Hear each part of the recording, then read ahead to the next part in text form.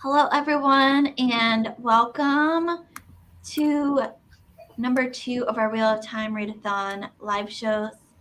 Today, we're going to be talking about The Great Hunt. So, if you have not read The Eye of the World yet, then go and read that and come back because you can't talk about book 2 without giving away spoilers for book 1. And I will also put out a PSA for anyone in the chat out there that has read the full series. Please keep your comments to just the first 2 books in this series because a lot of us have not read this entire series yet, and we had some people inadvertently giving away spoilers in our first live show for the whole series or things that happened later in the series. So please try to keep your comments to just the first 2 books so we don't spoil the rest of the series for us first-time readers. So with that said, welcome everyone. Let's talk spoiler-free first, book 2 spoiler-free. I know Lezlie and Stacy, this is rereads for you guys. Anitha, this is a first read for you, as well as for me. Stacy, Lezlie, did you guys love this one more on your reread or yes? Absolutely. And I don't even know how many times I've actually read the series. It's hard to keep track because I started reading the series. I think only 2 or 3 books were out when I started the series. And you've probably, anybody that's watched my channel, you figured this out about me. When a new book comes out, I'll reread all of the other books before it again. So I've reread the first few books many, many times, but it's been about, I want to say like 7 or 8 years since my last read. So it's fun because I forgot what all happened in this book. And I would get so hyped when I would come across something that I thought would happen later in a later book. And there was something that happened in this book that as soon as I ran across it, I mean, when I turned the page and saw the chapter title, I was like, oh, that happens in this book. And immediately my memory was like expanded. And it's like, oh, that means this, this, and this, and this is going to happen. And I was just flying through it. I couldn't put it down. Nothing else got read. And y'all know I like to read like 20,000 things at once. Everything got pushed aside for this book. And I just, this is why I love The Wheel of Time. This was the book that made me fall in love with the series as a whole. Yeah, there's a lot that happens in this one. There's a lot of, they're traveling a lot. I mean, because they traveled a lot in the first one, and they're still traveling in this one to an extent. And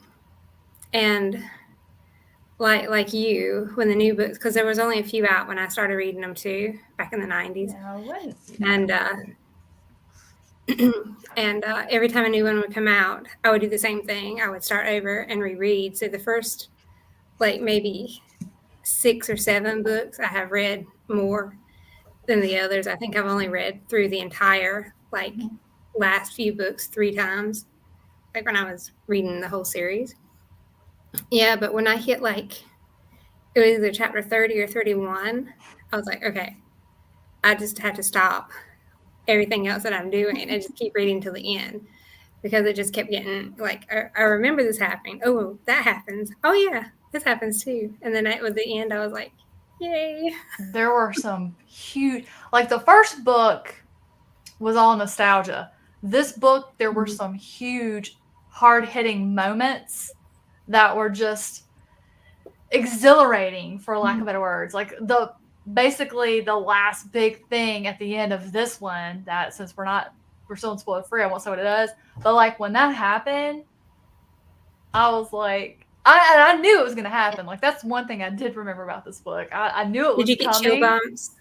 Oh man, I got chill bumps. I swear, I could see it. I could see the character's expression, and just like the character that performed an action, like the nonchalance. I was like, it was just perfect. It was perfect. I loved it.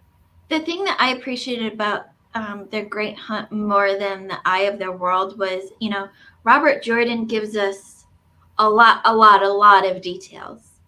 Oh my gosh. And for me, in The Great Hunt, it felt like at least a lot of the extra details that we got, he utilized them more in the story than just describing what someone was wearing or what someone was eating or doing or carrying. Oh, be patient.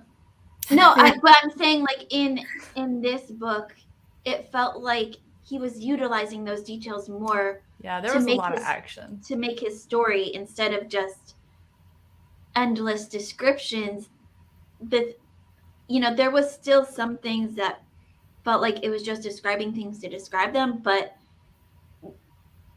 more in The Great Hunt than in The Eye of the World, it felt like the descriptions were used for a purpose instead of just trying to paint a picture to the readers. Yeah, I think the sheer amount of action that took place in this one also would keep your attention, and you kind of, because there were some overly descriptive moments, Right. but there were a lot fewer. I would say, while I love the book, just his Robert Jordan's repetitiveness gets on my last nerve. I mean, I run out of nerves, and he starts getting on the blood vessels with how much he repeats himself. I was jokingly talking to Kate, and I was like, with the way he repeats things and describes things, if you're listening to the audiobook and you daydream, when you snap out of your daydream 20 minutes later, don't worry, he's still going to be talking about what he was talking about when you started daydreaming. Like, that gets on my nerves, but the audiobooks do help with that a lot than just reading the printed form in that regard. So I've really enjoyed immersion reading with this one and alternating between physical and audiobooks. Like, I'm a huge fan of Michael Kramer at this point. Kate Redding, I can leave her in the dust. But yeah, you definitely don't have to worry about forgetting what has happened, because he's going to remind you. Mm-hmm. He's a hand holder. Wait for it. Yeah. You just have to wait for it. Okay, I have completely different opinion. I like the Eye of the World better than this. I mean, my favorite thing in Eye of the World was characters. I liked all of them, but out of all, my least favorite was Rand. In this, unfortunately, I can't stand him either, ever. Yeah, Rand POV more, and oh my god, he's complaining all the time. For first quarter, he was like, "I'm not a lord." After that, I will not be used. I will not be used. I will not be used. Continuously, I was so frustrated. He's a teenager, and I think that perhaps was Robert Jordan's way of showing Rand's, just, he feels helpless. He doesn't know what to do. He has nobody who he can talk about it to, because he feels like he can't trust anybody with this information because of what they do to men like him. Right. And I think he's just aggravated with everything, because I'm going to tell you, this week I have hated everything. I have been in a mood. I've been in a bad, I have been grumpy Gus. And I have complained about everything. And it's just, you feel, I felt stuck. There's like a lot of stuff I'm trying to do, and I feel stuck. I'm like, I don't know how to move forward. And instead, I just complain. I just literally just bitched. And I think that's kind of how he felt. And except he also has youth on his side. He's very young. He's been hit with all of this stuff. Like, his dad's not his dad.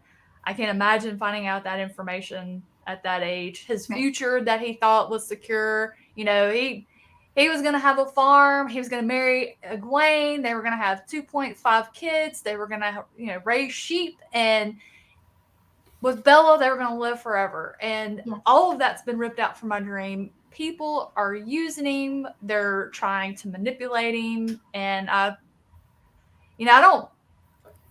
I don't like I don't mind him complaining, but that's part of the repetitiveness that gets on my nerves that Robert Jordan does. So I would have liked less of it, but I understand it. But I will also say I cannot stand Rand. Cannot stand that See, character. exactly my point. I wouldn't mind that. I mean, I completely get what you're saying, but I wouldn't have minded if it was like initial 100 pages or 200 pages. Then we get some improvement, him accepting or something, or at least we got more of other POVs like Moraine, Lan, Perrin, but we barely got their POVs and entire 600, 700 pages of book, even till the end. He was like, I'm not Louis Therin. And even at the end, I'm not a Dragon Reborn. He does not change. I understand. This is not single book. It is like 14 book series. Yep. So I'm expecting there will be some character growth in future books. He will accept, but entire book he's same. It bothered me actually. I understand it, I get it why Yeah. it is that way, but still bothered me. Well, He wasn't you my may favorite not- character. you may not like this series then going forward, because there is character development, there are changes and things of that nature, but it's some parts move fast and some parts move slow. So that's all I'll say in that regard. Okay. Because He wasn't my favorite character, but I didn't mind him. I mean, to me, it was just part of his character and us seeing into his character. If he didn't complain about all of this, then I would be wondering about like I don't know. To me, it was just part of his character, and I'm like, if he wasn't complaining, the whole I'm not Louis Therin. We're moving into spoilers now because it's hard to talk about this book without talking about spoilers. But to me, that was like him trying to, tamper people's expectations of him. There was this whole, the dragon is reborn. He's coming to save us, all of this whole thing. And Rand is like, look, I'm basically still a kid. I can't save the entire world on my own. And so to me, I just took I'm not Louis Therin as like, yo, just tamper your expectations because I'm going to do what I can, but, don't expect the entire world from me because I'm still just a shepherd's boy. He might have been my, birth father, my real father, but that's how I was raised. So, I mean, all of the younger characters are basically like that. Like they're all on different paths and they envision and I can't stand any of the younger characters. Like all of the characters I like are the older characters. Nynaeve, Moraine, Lan, Tom. They know who they are. They're self-assured.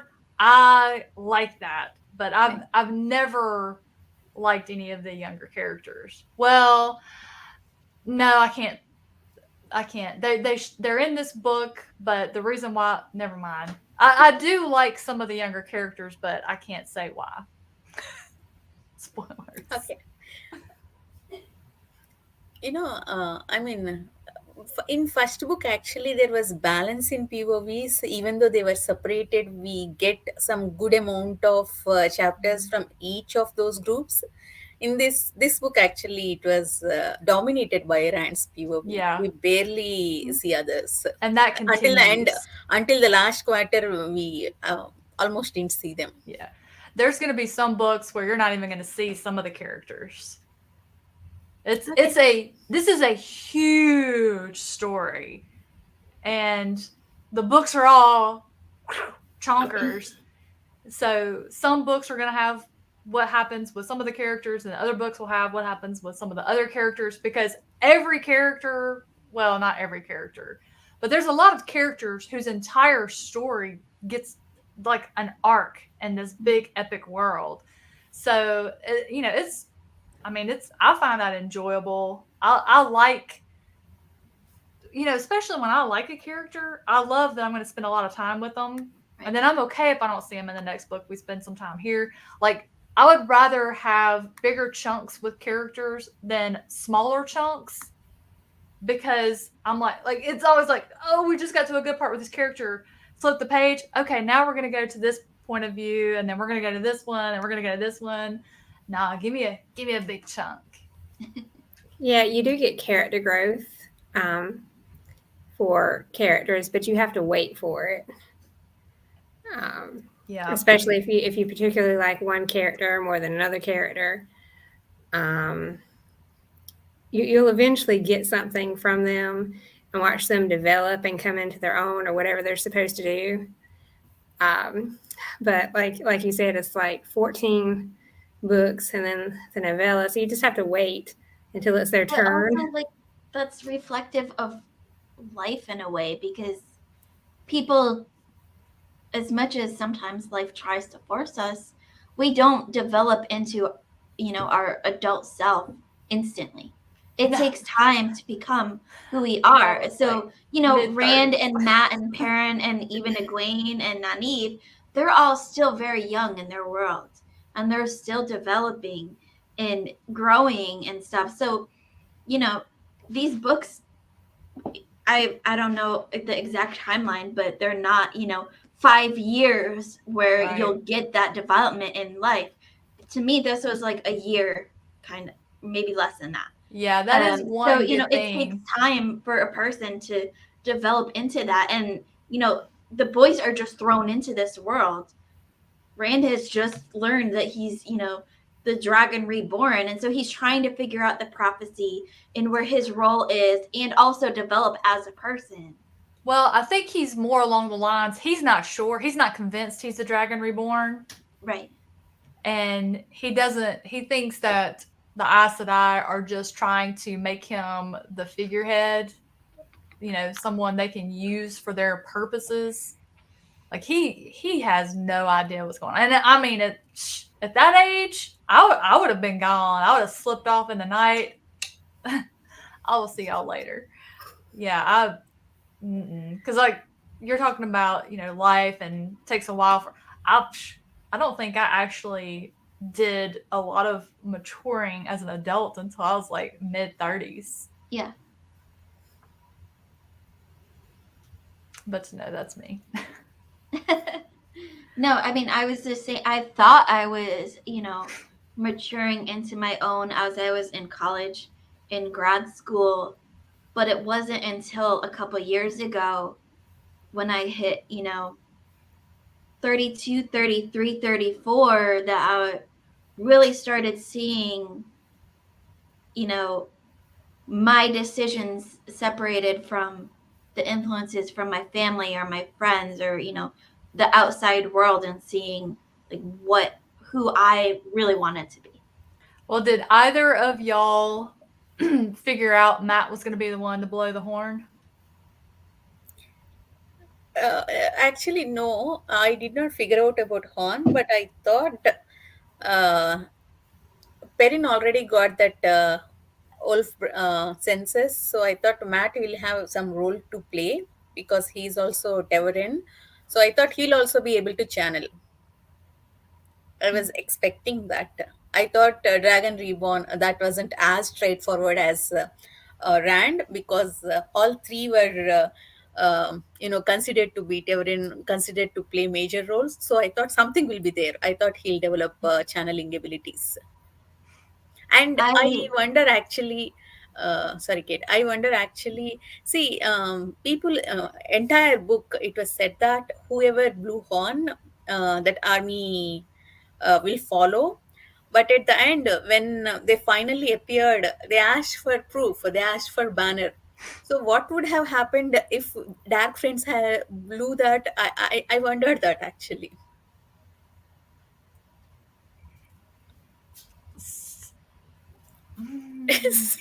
Yeah, I don't know.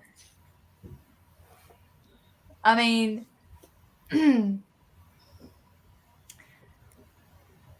so I don't know that I can answer that. Also, I mean, in my first book review, I said that since they said all chosen one will be one of those three. So I thought maybe Rand wasn't Dragon Reborn. It could be other two. It will be interesting. That's what I said. Now Matt blew the horn and they came up and they called Louis Therin as I mean in Rand's POV we got, but I still have my doubts on that. Yeah. Hmm.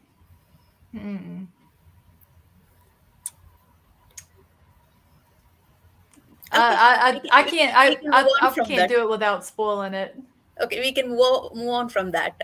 See, okay, again, I understand it is a 14 book series. It is not possible to reveal the entire world or reveal one side of storyline in one book, but still I think we did not get any resolution from Children of Light Oh, in this book. we with respect did. to children with respect to Children of Light, I think it's a setup for future books because, okay, Well, they got the the way, horn though. The whole book was about the hunt for the horn. Of no, course, well, I'm they had the talking about, horn and then they lost the horn and then they had to get the horn yeah, again. no, I'm talking about with respect to Children of Light, what role they played. Okay, That is something like the characters is just going to play a part. yeah, They're um okay, let me finish. I understand that it's a setup for future books. At the same time, I felt sad that, see, Children of Light were sketchy even in book one. Even in this, it was clear that some people are part of the Dark Friends and they are bothering citizens along this Amrit plain, especially that questioners. So, one good person, who is the head of the Children of Light, this legion, some, are you Oh, Bornholm. well Barnhold is the Lord Commander, uh, but he's that guy. not the leader. Yeah, I mean, this commander, one guy, he's good. He doesn't want to torture the people along the way. He wants to come and, you know, directly confront Shan Chan. But he's the one who was dead. Actually, they were not harming anyone. I mean, I did not want them to die. I want questioners to be attacked, if that makes sense. Why were they killed? So trying to think of how, like, so the Children of the Light are like, just like the rest of the characters of the story, they get developed over, like, you get the information slowly. Like, you're going to eventually meet the person that is over, like, if you remember, Lord Bornhold at the end, he thinks, I'm not going to outlive this skirmish with the Shanshan. And he sends Child Buyer. He's like, hey, I need you to take this message to my son. Mhm. And that's how it's going to continue, the storyline. Like, you're like, so the series is not going to resolve Let everything. me And interrupt once before you answer my question because I want to add another question here. See, Lord Bonhol told that uh, he did not have approval for the questioners to go and confront Shanchan, as per my understanding. He made that executive decision. So what were they doing first other than harassing the citizens along those villages? At least that's how I understood. Correct me if I'm wrong, and sorry for interruption. well, in their opinion, they're not harassing anybody. Their job is to hunt dark friends and eradicate them. So they're kind of a police force of their own creation. They think, their perception is, we're doing good for the world by hunting dark friends and wiping them out, and that way they're ridding the villages of dark friends and towns and cities. Are Shanchan dark friends or not? They're, I mean, who knows? They're just a race of people who say they are descendants of Arthur Hawkwing, and they believe that sets them apart and above everybody else. They've come from somewhere we don't know from. They've sailed across over, and they're coming back, and like they're spreading the words like, hey, y'all need to remember your oaths. They're just another race of people who have entered into the fray. Everybody has a part to play in this world and in the prophecy. And like the Corinthian cycle, because Rand is starting to take this seriously, he's starting to pay attention. And like when Tom, he had that whole discussion with Tom talking about the Corinthian cycle, he's trying to figure out, do I really fulfill this prophecy? The prophecy and all of the parts that are going to get played throughout this story are filled by different types of people. Like there's just a new piece that got introduced in this story and connected in through Arthur Hawkwing and the 100 Companions and all of that fun stuff. But anybody can be a dark friend, as we found out with Ingtar. You never know who is a dark friend or how long they've been one. Because you also found out in this one, Patton Fane has been a dark friend for like 15 years before all this started. Okay, coming back to, sorry, I didn't mean to take over this, but coming back to my first question, why were they attacked when Otter Hankwing and 100 Companions came? Brand did not give them order yet to attack Shanshan. But yeah, he absolutely did. When they appeared, immediately they destroyed Children of Light. Why? Because not. Okay. They're not. They were. When you're looking at it from the battlefield, you've got the Sanshan that are about to attack, and they had no idea why the Children of the Light were there and what their intention were. But here they are coming to do battle. But the Children of Light were coming to fight the Sanshan, and the Sanshan is basically about to fight everybody. And what do you think the Children of Light would have done had they been asked, hey, what are y'all here to do? They've already kind of proven what side they stand on and what they're going to do. And they're already after Perrin. They're like, yeah, you murdered 3 of our children. So they're after Perrin. They're after Rand. And they see them all as dark friends. The Children of Light would have attacked them as well. Yeah, they've already been chasing them. So what are they going to do? Just like have a tea party with them? Like it's it's a battlefield. You fight for your life. And it's much better. It's like everybody was out for their own neck at that point. It was anyone who wasn't them is who they were targeting. So yeah, I understand it in world building point of view, but the sequence of events that happened, at least as far as I remember, immediately they appeared, Children of Light were destroyed even before Rand gave them order to attack Shanshan. At least that's how I remember. I'll have to go back and reread again that chapter. That direct order to destroy Children of Light wasn't given. Well, I think when Matt had blown the horn, you had the children coming from one end, and the Shanshan were already coming from the other end. So they were coming into battle. And so the Children of Light to attack them. Yeah, and they would, if you saw ghostly companions and you believe everything magical is of the devil and you're out to eradicate the world of that stuff, of course I would imagine they would have attacked them anyway.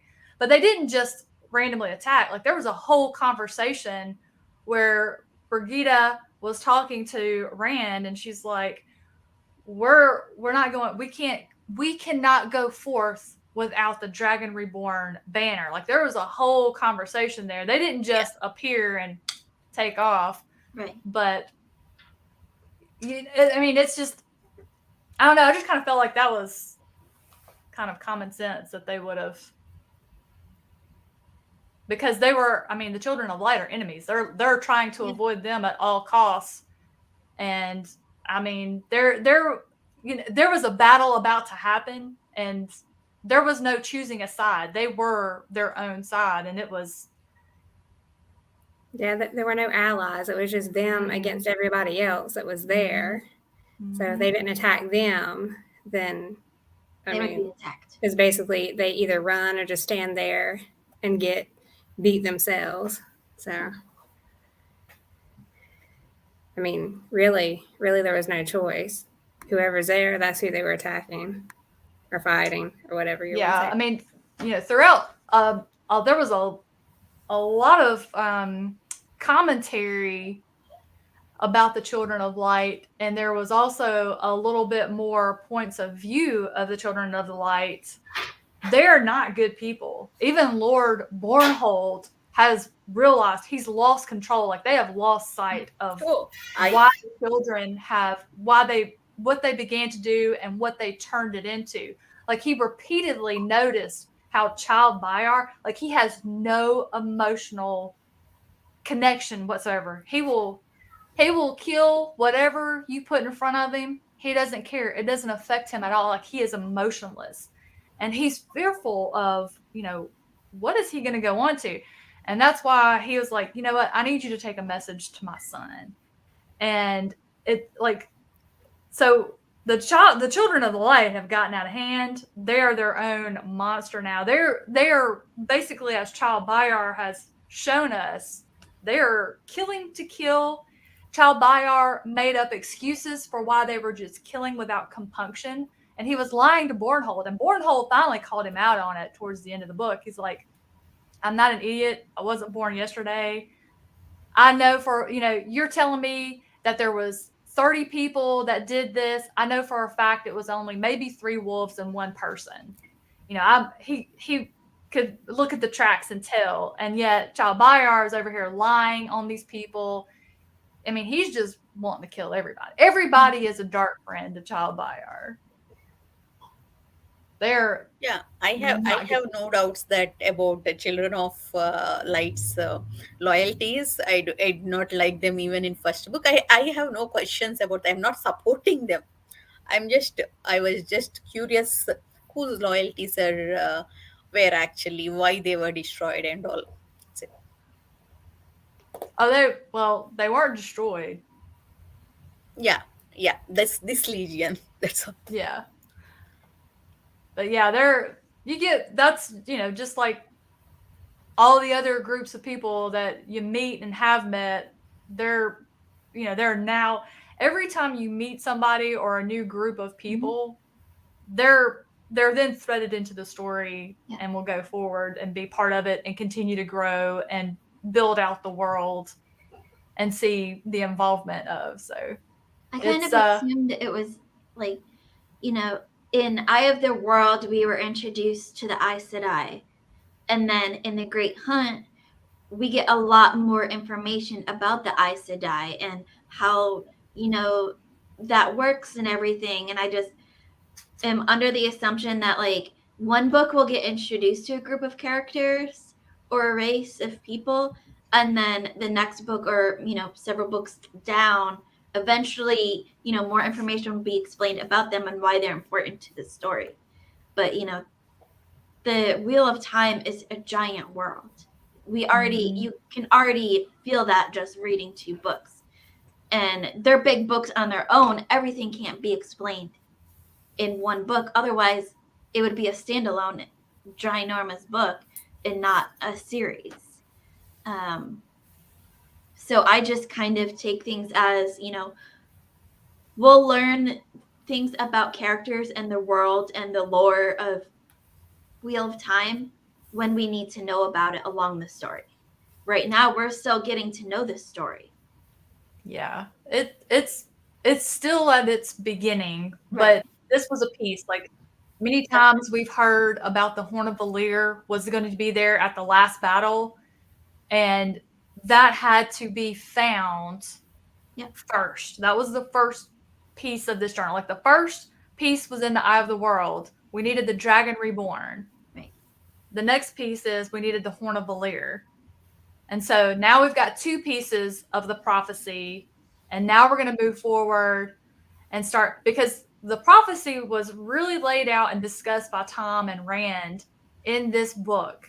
And all the pieces have got to line up. And so that's what we're doing. We're getting our pieces to start putting the puzzle together in order to see, bring about the last battle.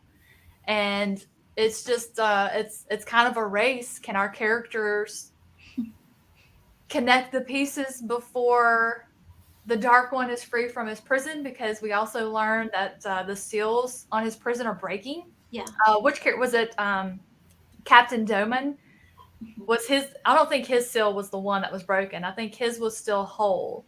But those are the seals on the Dark One's prison, and they're breaking. They're weakening, and as they're weakening, the different Forsaken are being turned loose back on the world. As we met Lanfear, right? And so it's and each of the first, Lanfear, she had her own agenda.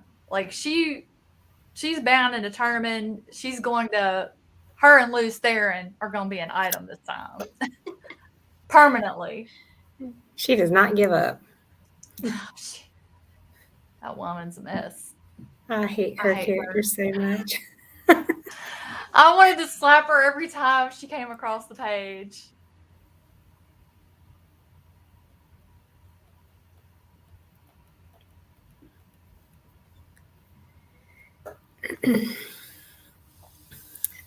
Did y'all have any new favorite characters this one? I love Anaye. I don't know how you say her name. Oh, Anaya. At the beginning of the book, and the Aes Sedai. I loved Loyal even more in book 2. Yeah, he's a great character. I was so worried that something would happen to him when I was like reading along, and all of a sudden I'm like, wait a minute, it's been way too long since I've seen Loyal's name. Did I miss something here? I had to go back and find where we left him off, and I'm like, okay, he's safe. He's just staying back. I was worried that I missed like a big scene with something happening to him. I didn't really change on characters, but something that expanded a little more in this one that I really enjoy is just seeing how just more of the magic system being revealed, more of the things that have been turned dark because it's tainted by the male half of the Aes Sedai. The male and female Aes Sedai would come together and create all these things back in the Age of Legends. But when the male half became tainted, how it just twisted all of these different types of things, and now they don't work properly. Like the portal stones is something we got introduced to in this story, and I love that. And we didn't get, like in the first book, we got hit by like 3 or 4 of them, and this one we got more of that. We saw that somehow it seems that something is controlling the black wind of the ways. Right. And then we got the portal stones involved. So I really like how in depth, slowly, like when you have a complex magic system, I need that delivered slowly so I can keep track of it and enjoy it and learn about it. So that's probably one of my favorite elements. I loved learning about the Aes Sedai. Yeah, we continue to keep learning about them. So I can't wait for, I don't know if it's the next one or the next one where we get some really in-depth about their different types. And poor Tom Merlin, he's like trying to make a clear cut of Rand and the boys, and then he gets sucked back in. He's like, damn it. I was trying to break from y'all. I told you no more. Yeah, poor guy. I felt bad for him losing Dina. Yeah. He's had a rough life. It was great to see him like finally happy for once. And then that's like, you turn the page and it's like done. It's like a page of happiness. Yeah, it was funny because when I got to that part, I was like, I don't remember her. And then I was like, oh, that's why. That's because she doesn't make it.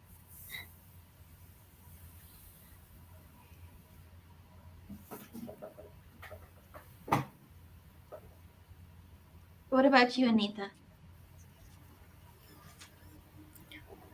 There are some actually slow moments I liked, like when they all went to studying Sofu. We get those Ogian details, Loyal's blushing. I mean, it's so cute. He was scared to death. He was about to be married off. Yeah. Yeah, He it was was so hiding. I funny. thought that was hilarious. Yeah, I mean, I really like that, the change of pace, change of direction where we get these very humane things. I really like those parts. And I mean, at least for now, I like the bond shared between these kids. I mean, Elaine, Egwene, and Nynaeve. I hope that And then, continues. yeah, that was squad goals there. Yeah.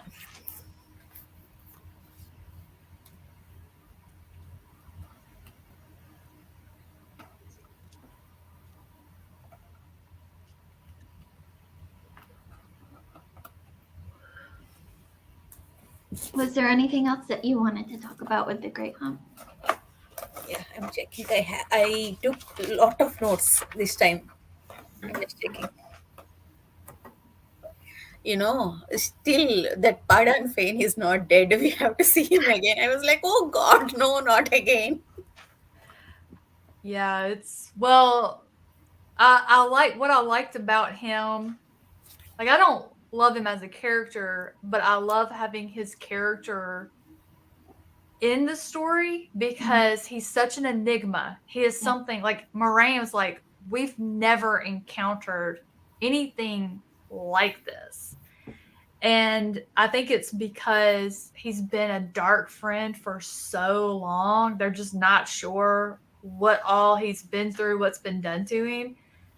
And I cannot remember. Like that's one I don't remember. I have no idea what the resolution of his character arc is or anything. So it's like I'm rediscovering it. Like none of this stuff is sparking my memory about what happened to his character arc. So I think that's been fun because I'm like going, I've been just racking my brain going, what happened to his character? What happened to his character?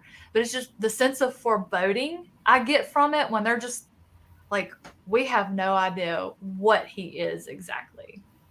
So I I have a like that. question here actually. Did he change when they all went to Shadar Logat, or did he change after taking the dagger?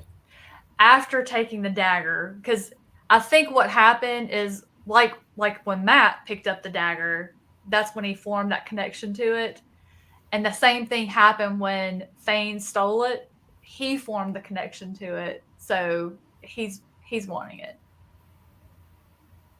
I like this new character Hurin too. Yeah. Oh, yeah. The sniffer. Mm.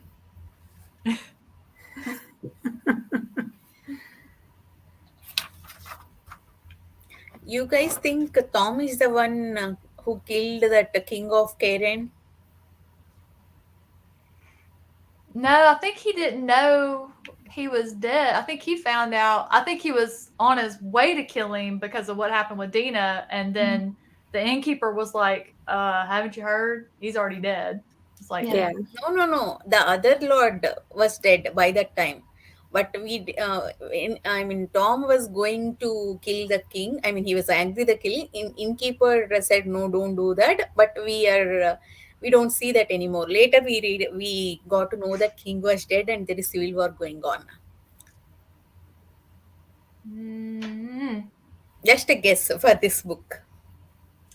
I don't think so.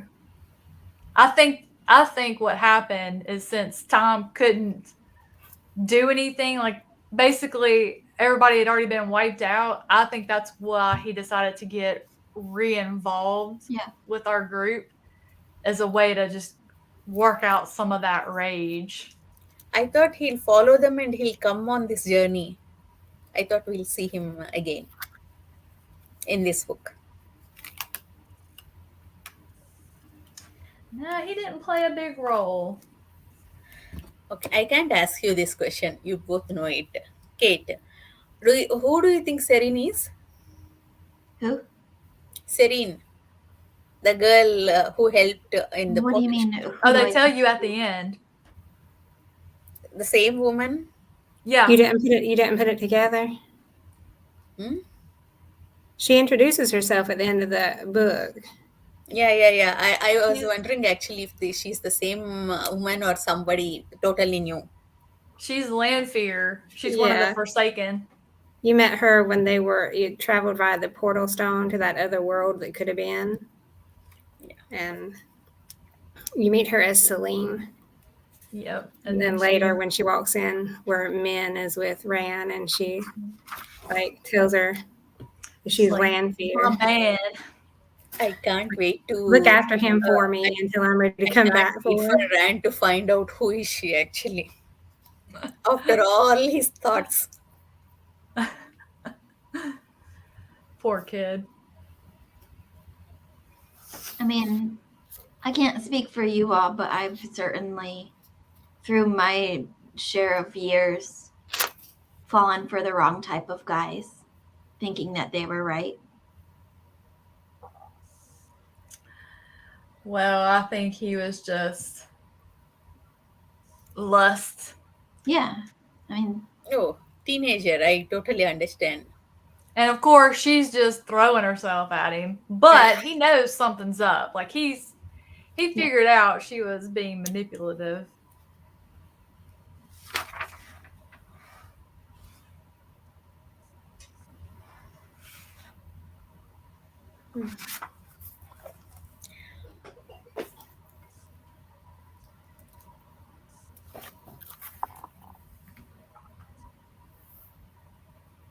anything else?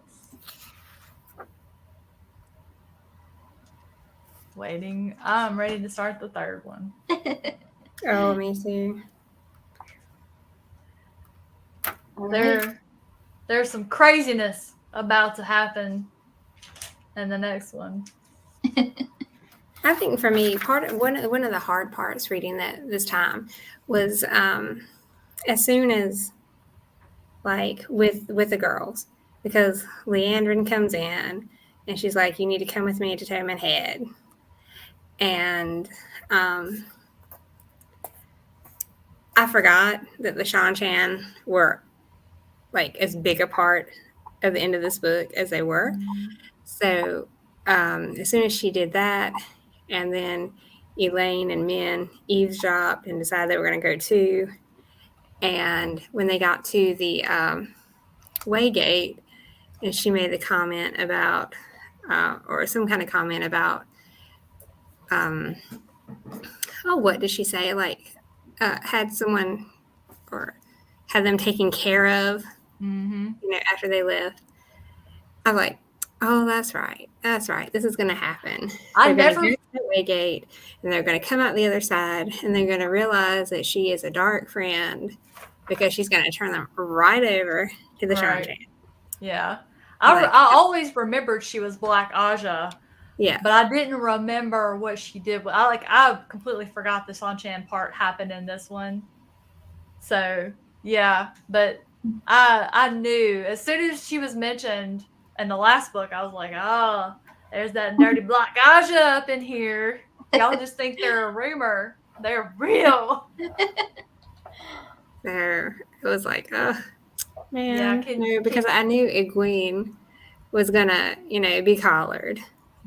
And I hated it because, I hated it the first several times I've read the book. But it's just awful. And then learning, I always like the revelation, though, where you find out the Sodam were also channelers. They're just not the ones that were born with this seed in them to be able to automatically channel, that they could learn to channel. So it was one of those things like, oh, yeah, I remember that. That was Can you imagine what Nynaeve is going to do to Leandrin if she ever gets her hands on her? Oh, yeah. Especially now that she's learning how to control her Oh, power. honey. Like, No, she's still got to be mad. no, I mean, like, imagine, like, if she knows how to use her powers with her anger. Oh, well. Oh, Nynaeve. No, I I want can't. her to be powerful. I want her to destroy everything. These people, I encourage that. Yeah, I think, was it the Amerlin that said Nynaeve and Egwene? No, it was Elaine and Egwene that are two of the most powerful they've seen in years. Mm. I do like that Nynaeve has a sense of justice, though, Yeah. because she could have done anything to Sati and Rena, the Sodom, but she just collars them and puts their like the leash, hangs it up on the wall.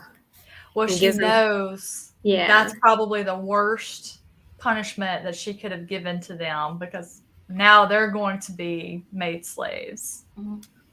You know what? I'll be honest with you guys. I was like, no, I don't want anyone to be collared. Please don't do it. I know they're bad people. I know. Even I want justice if I was in that place. But I was like, no, girls, let them go.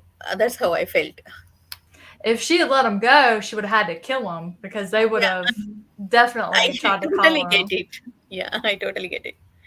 Okay, one thing for book three I'm expecting is, when these guys um, came across the guy from Isle. The Isle guy says the Dragon Reborn will come to Isle and have to do something. So I was like, Rand has to go to Tomenhead and Rand has to go to Isle. Where will he go in this book? So in Great Hunt, Tomenhead is over. I think he will It's go to Isle at some point. it's it's part of the whole part of the prophecy puzzle. I know. We'll slowly see each couple of countries in each book and one far away one. Yep. What do you think about the prophecy about the whole three wives thing? I mean, it's so sad actually. He has three wives, but Egwene is not one of them. I never liked them together anyway. But I can't stand either one of them. So. It's I mean, if Egwene's going to become Aes Sedai, then she said herself she can't marry. Aes Sedai don't marry. Well, they can, Green but they at have to smile. be in a certain Aja. Right. Because But even that is, they're warders. Mhm.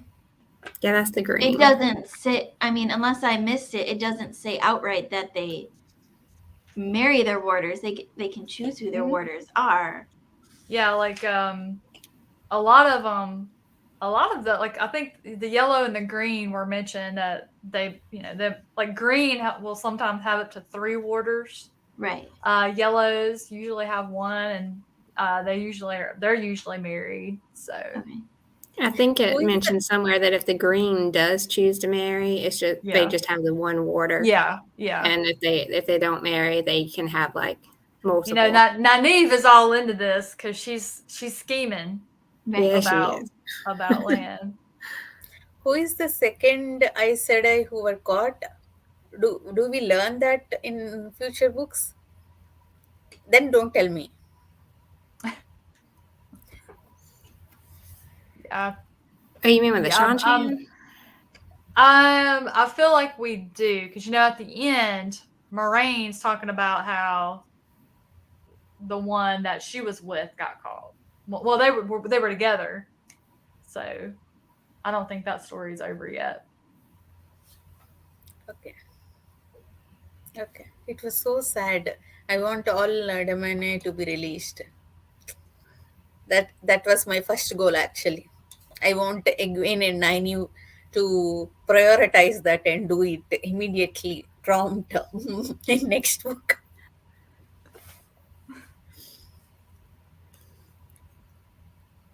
A little bit at a time. A little bit at a time. It was one of the horrible things. Oh my God, I cannot tell you how I felt when that happened.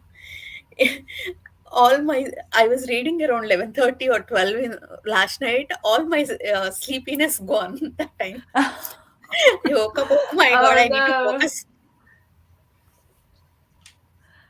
Man, I don't make it that late. My body's like, you're done. Lights out. Yep. No matter how bad I want to read. I'm like, no, please let me make it to this chapter. And I wake up like 45 minutes later. I'm like, let me try this again. And then I'll wake up an hour later and I'm like, ugh. Now I've forgotten. But this is one I don't try to read like one of these books late at night because the chapters are so long. Right. I have to flip to a different book with a shorter chapter. Also, actually, reading this book late at night, it's very difficult to fall asleep. After closing my eyes, I can see only these images. Yeah. Yep. There was a lot that happened in this one, and there's a lot of foreshadowing moments in this one that you'll remember them when you come across stuff in the future again. That's going to be fun. That's part of the fun of a reread too, is you come across a little tidbit that seems like it's a throwaway and you're like, oh yeah, I remember that. There's one thing that happened in this book that I can't really say because it's a spoiler for what's coming, but we've met a character who is unnamed so far, who is going to play a bigger role in the books to come. And I just got so excited because I was like, oh, this is going to get so good because I really like this character. But I can't say anything because it'll be a spoiler. And I just want to discuss it so bad. That's the hard part. It's like I have another favorite character, but if I say who they are, you're going to know like, okay, well, they must play some big role later and that's why they're your favorite. And that's correct. So I don't want to point that character out because See, I won't even say where we met this character because that is a spoiler as to who they are. And it's just like, ooh, I just want to say it so bad. I'm like, no, Stacy, don't say the character. I just assume because the world is so big and this series is so long that if we spend a significant amount of time with even a minor character, that at some point in the series they'll come back. Unless they're like killed off, they'll come back. I will tell you. Even if a dark friend is killed, they might come back. Right. I mean, we thought Tom Merlin was dead in book 1, and he showed up in book 2.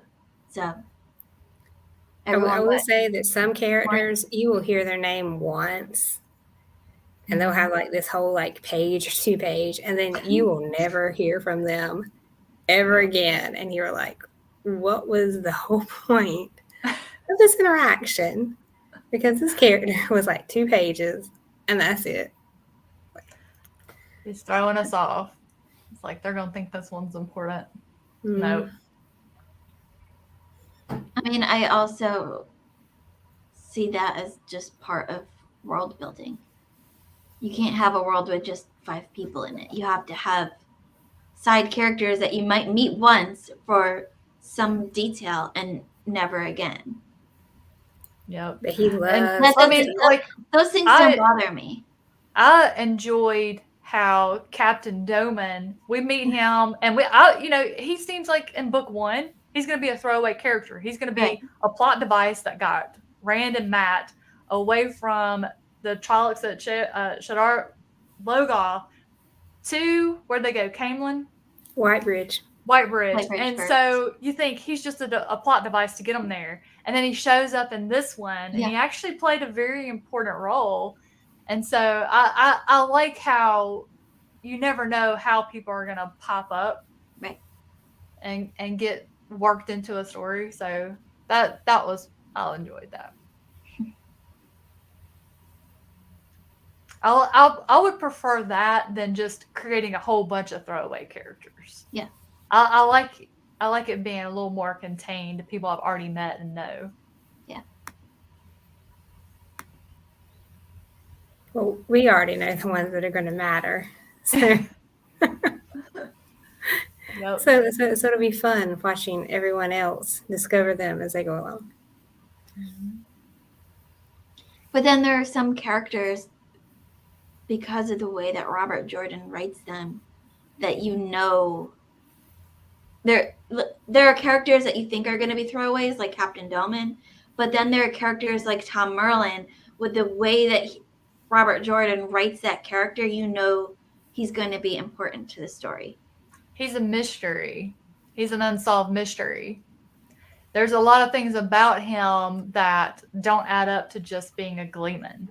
Like Right. he Robert Jordan is like telling you, like people are like, oh well, that's a type of instrument only a king's bard would have. Yeah. Or a noble. And There's so, a lot more to Tom Merlin that we haven't gotten yet. And even with he did that with Prince Garrett. He was like so many. Even first book it was mentioned. Even in this book, it was so important for him to do what is right. It doesn't matter if he kills anyone. He won't even look at that person second time. He won't feel bad. Glad. Yeah. So I think he'll half-brother. come. He'll play a major role.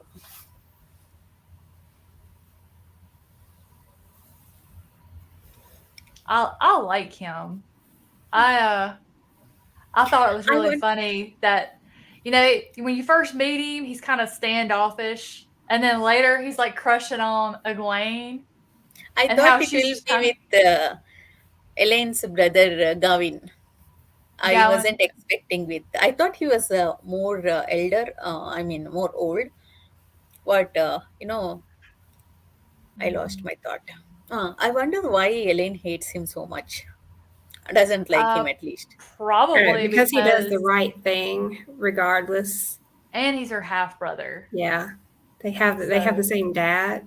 Mm-hmm. Yeah. Same dad. But. So I actually don't remember how that happened. I don't know if her dad cheated on her mom and came up with Galad, or how he is her half brother. Like that's part I can't remember. But that would be a reason that's like proof that her dad had an affair with her mom or something. But I can't actually remember that detail.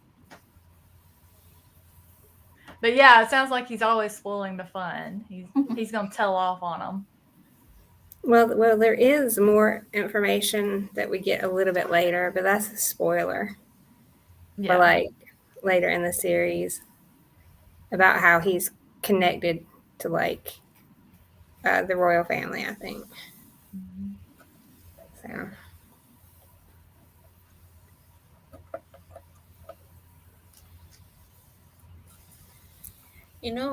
Since Great Hunt is, Ilian is where it starts. I thought we'll go to Ilian in this book. I did not expect Karen.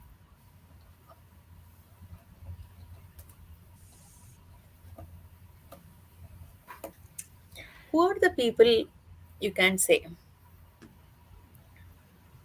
Why did people offer money to Doman to leave? To go to place only to get killed? You can't say. Don't say. It's okay. Wait, I don't think I understand the question. Why do people offer him to go somewhere he's going to get killed? They gave him a letter, right? In that letter, it was written that whoever brings this letter, kill them, something like that. Or you're talking about Bill Doman when he was given the letter and the coins, like the coins from the Aes Sedai coins at the beginning, and he's got that letter that says that the person carrying this letter is a dark man. They want that seal. He's carrying one of the seals of the Dark One's prison. I bet it's. I won't answer because I don't remember exactly, but I have an idea, a theory, but it might be true. So I might be remembering and not just a theory. So I won't say. Okay. just in case. But I won't say. Just in case I'm remembering what happens and I'm not just coming up with a theory. So hard.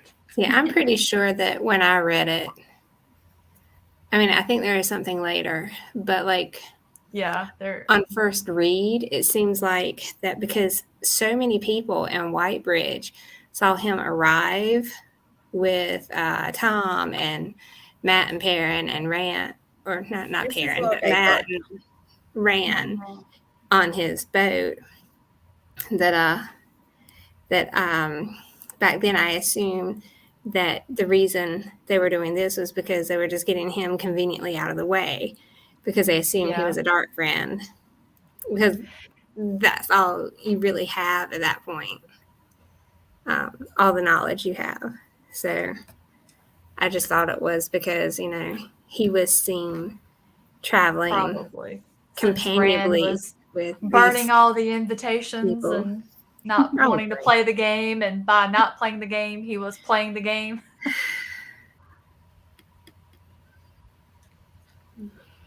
I was like, all right, George R. R. Martin up in here with the Game of Thrones.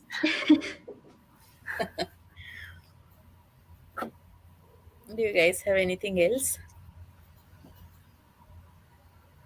No, I can't do predictions because I already know. I have a lot I want to say, but Yeah. I don't know how to say it in such a way that I won't spoil something like later on. It's just so hard as a reread trying to discuss like the little nuances and details without giving things away. Because there are a lot of little teeny tiny things that we've already read. Mm-hmm. They're going to play a part later on. You just don't know what they are. And so that's the joy of the series is, yes, it's long. Yes, it's detailed.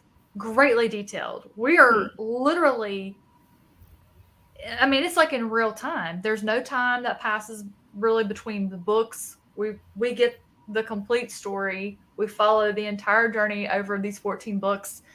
But there are so many minute ways and clever things that are just placed. And the joy is reaching the end and seeing how all of that comes together. It's very rewarding. That's probably the best way I can describe it. The series it has a big payoff for finishing.